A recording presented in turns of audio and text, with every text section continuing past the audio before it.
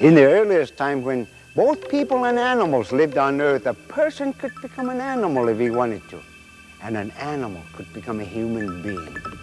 Sometimes there were people and sometimes animals, and there was no difference. All spoke the same language.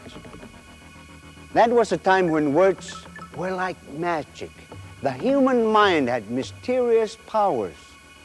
A word spoken by chance might have strange consequences. It would suddenly come alive, and what people wanted to happen could happen. All you had to do was say it. Nobody can explain this. That's the way it was.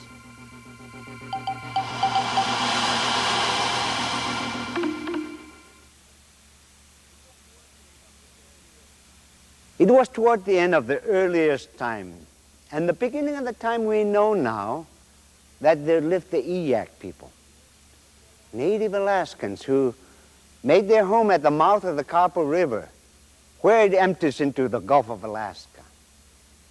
This story is about an Eyak woman who lived among them.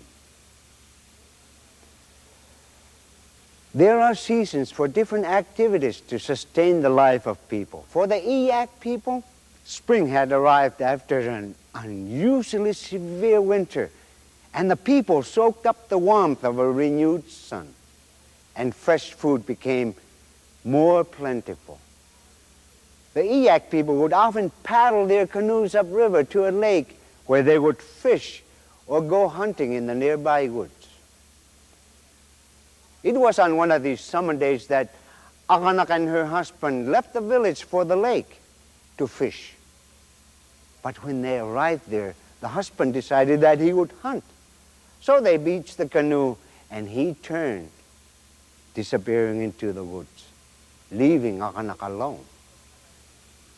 Now, this was not unusual. She could take care of herself.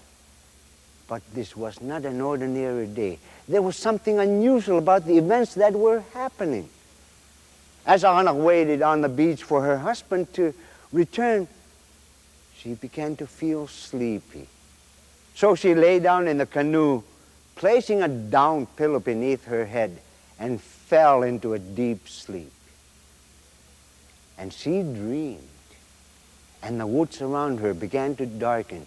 Leaves that once glittered in the sunshine now fell into shadow. The birds and animals that called to each other from the trees and the bushes fell silent. From this darkness and silence there emerged from the woods strange beings. Though they walked upright like humans, fur covered their bodies.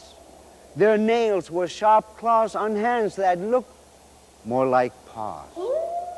And their eyes, though gentle, seemed quite fierce and wild. These beings were the wolf people. Without a sound, they leaned over, slipped their hands beneath her canoe, lifted it onto their shoulders, and blended into the woods.